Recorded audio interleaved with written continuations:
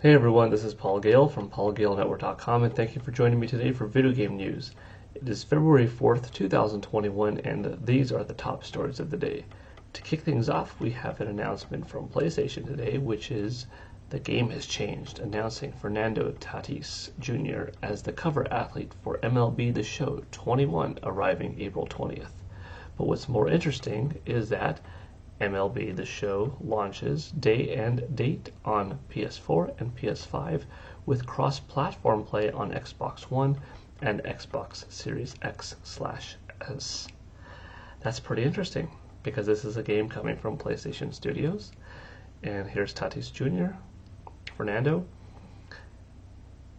in the trailer as the cover athlete. And we're getting a game from PlayStation on Xbox. So, interesting times, right? Good job to Sony, though. It's nice to have baseball available on all platforms, and it's even better to have cross-platform play available. So that's kind of cool, and that's not a bad way to start off today's gaming news.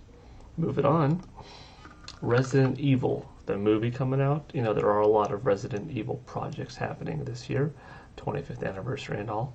But one of them, as I discussed before on the channel, is Resident Evil the movie coming out, and now it has a release date of September 3rd, 2021.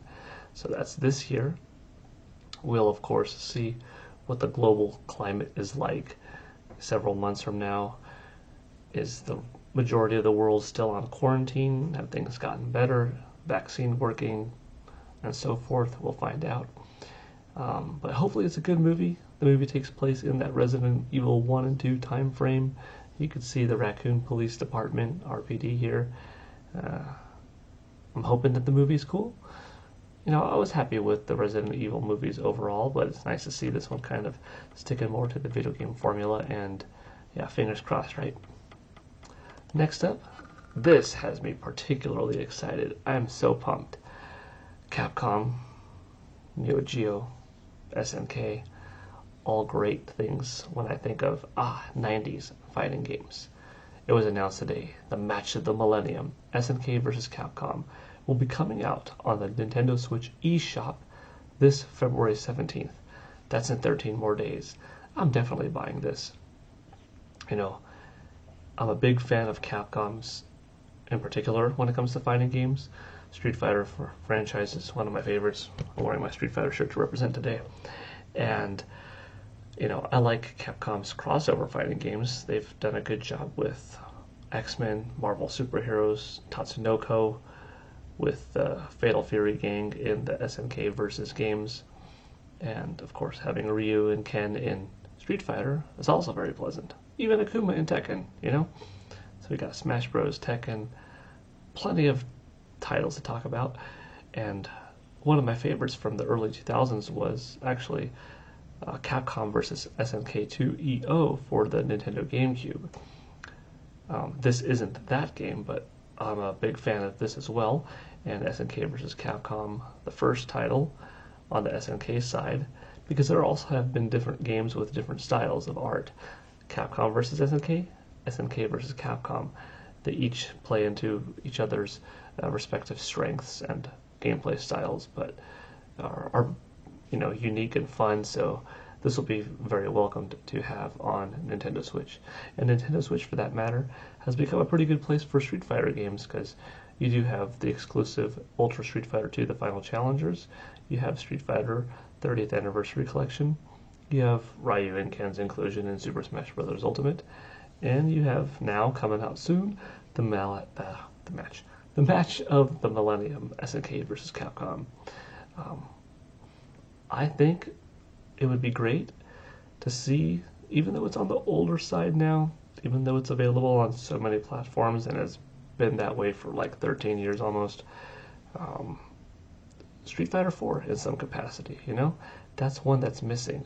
If they came out with, you know, Ultra Street Fighter 4 HD and was the most premium version of the game that came out on PlayStation 3 and Xbox 360, all the DLC and so forth, but, you know, up-resed to 1080p, locked in at 60 frames per second, you know, widescreen, all solid, maybe a couple of extra textures. Would you throw in another character at this point or something like that? Or some other small mode to make it kind of compelling that it still has something new to experience aside from the HD 1080p visuals and so forth. Maybe not. Maybe you would try to release it as an eShop only title. I don't know. Sometimes it's hard to go backwards, especially when Street Fighter V has advanced so much in terms of overall graphics and character roster.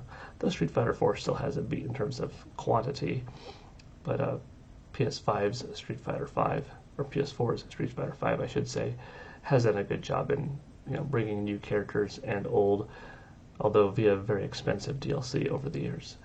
But that's another story. And of course, people are looking forward to Street Fighter 6, as am I, but I think there's still a market for a Street Fighter 4 re-release, especially on a Nintendo Switch with 80 million people out there. You'd have to sell to a very small percentage that I think it could be worth Capcom's financial investment to get the game working on the platform to maybe get several 100,000 sales. We'll see. But anyways, long tangent aside, February 17th, look forward to this one. It's going to be fun. Moving on into some unfortunate news today, something sad, but I still wanted to discuss because it is important. Bethesda announced today that Mr. Robert A. Altman, the founder and CEO of Bethesda, has passed away at the age of 73. They say that he was a true visionary, friend, and believer in the spirit of people and the power of what they could accomplish together. He was an extraordinary leader and an even better human being. This is a photo. There are more words, and if you want to write your own condolences, be mindful of what you say. You could write something positive, wishful, kind towards his family, to his surviving wife, Linda Carter, to Bethesda's, crew, and you could check them out on Twitter at Bethesda if you wish to write anything. But, thank you for seemingly being a very kind individual. So many people have come out today who have known Mr. Altman personally and spoke very highly of his behavior, his personal relationships with them, how he viewed the industry, how he treated fans. So props, rest in peace. Thank you for being a good person in this industry. And continuing from, some sad news into the regular news for Thursdays is the Famitsu sales charts. And once again, I'm using the ResetEra.com forums. Chris1964, thank you for providing this information.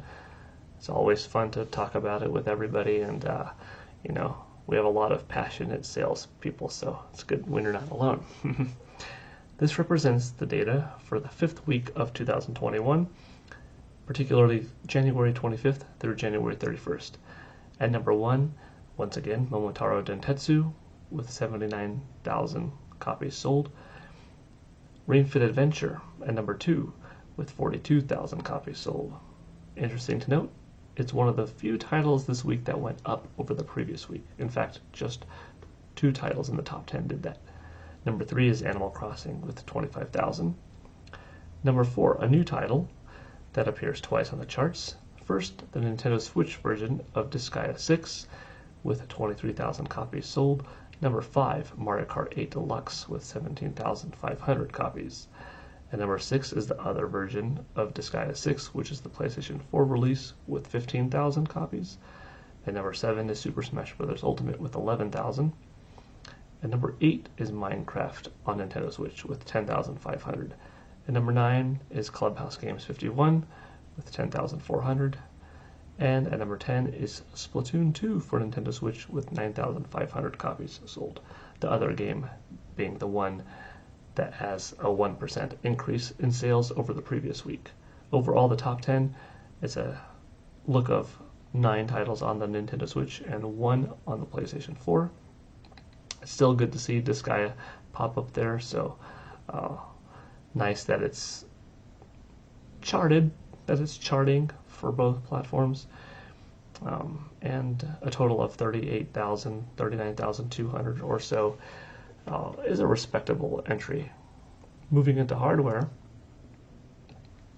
this is really, really good. It's a really good start for 2021, I should say. With this being the 5th week, we're now seeing Nintendo Switch outperform quite significantly its former self of 2020. As you can see here, another week where 114,000 Nintendo Switch consoles have been sold compared to last year's 75,000 for this respective week. It also beats last week's 110,000, which was already a very strong number. You can see that the year to date is now at 875,000. Last year's to date at this point in time was 641,000. You're 234,000 units ahead of your last year's self. Now we have 6 weeks or so to go until what would be Animal Crossing's 1-year anniversary. Animal Crossing, when it came out on Nintendo Switch last year in Japan, and worldwide for that matter, but in Japan in particular in this case, it just spiked up so high.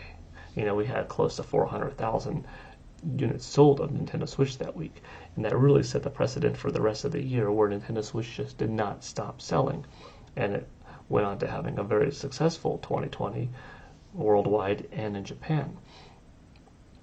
So I do expect that week for 2020 Nintendo Switch to beat 2021's, but by then Nintendo Switch will be a lot higher. It's already significantly higher, but it will be even higher than that than its last year's self, because we've got Mario coming out in February, we've got the Red Nintendo Switch in February, and then just after Animal Crossing's 1-year anniversary, we've got Monster Hunter Rise, the big boy, and the Monster Hunter Rise Nintendo Switch. So that's going to carry on Nintendo pretty well. We've got Bravely Default 2 and Pokemon Snap, the new one, all in the first 4 months. So we'll see just how well can Nintendo deliver from then to the rest of the year. I think that Nintendo Switch is going to outsell what it did in 2020 this year. Next up, PlayStation 5. Stronger performance this week. That means Sony shipped more. PS5 is not selling that because of interest. Partially.